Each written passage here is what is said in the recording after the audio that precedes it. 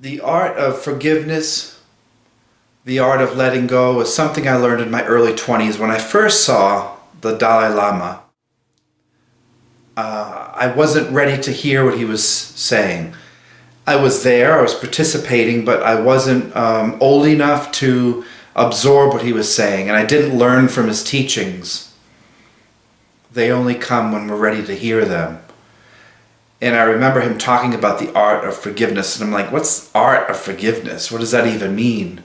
And what he meant was the art is, it's so hard to do. It is an art form. It is something that we practice, something we learn over time, something we have to constantly hone and improve upon, this art of letting go.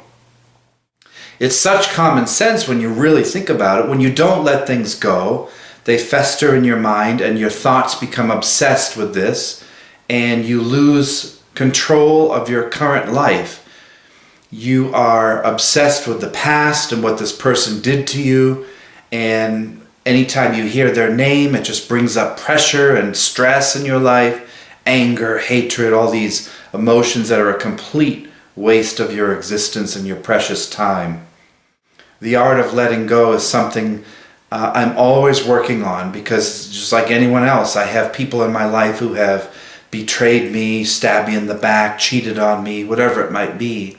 Some sort of negative thing that they did to me, but is it really healthy for me to hold on to that year after year, decade after decade? Of course not. So it is an art form to let go, and it's something I believe in these winter months it's even more crucial, with the holiday season, where people tend to get very stressed out and depressed when we try to be happy.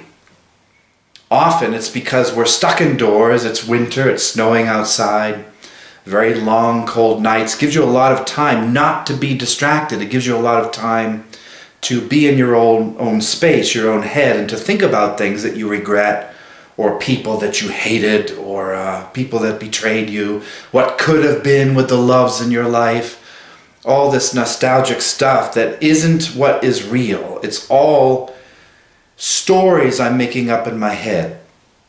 And when I don't let go, when I hold on to anger of something that someone did to me 20 years ago, it's the most ridiculous thing to hold on to.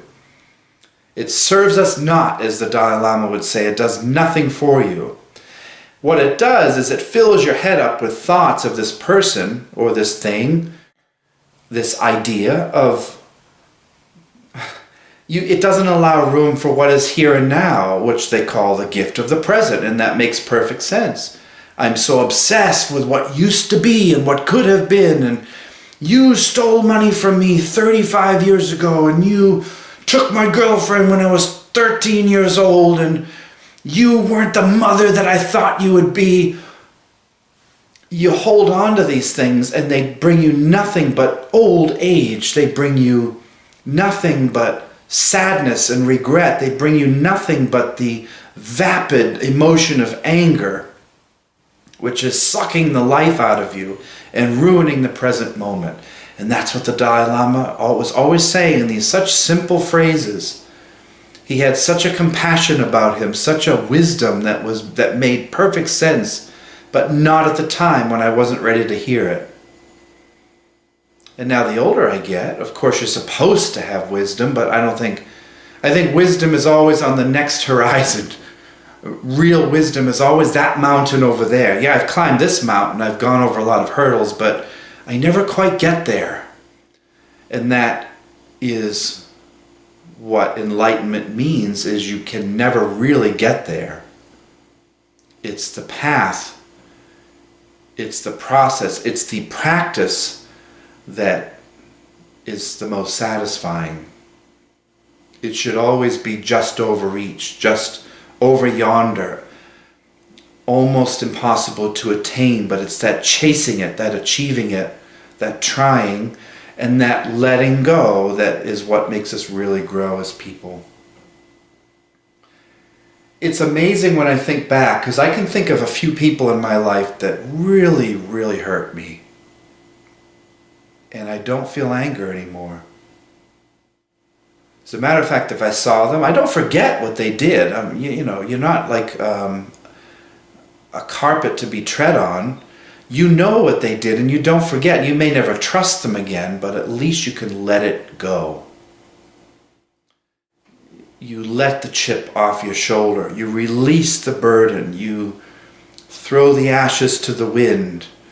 Whatever you need to do to let that person just be and let them live their life. They've made their choices. I am going to choose to let you go now. I'm going to relinquish the power. Because if I think about you and what you did to me 30 years ago, you still have power over my thoughts. And I won't allow that. And that's what the Dalai Lama meant. Empowerment, the idea of empowering ourselves is letting go so that these people who we don't want in our lives anymore perhaps don't still have power over us.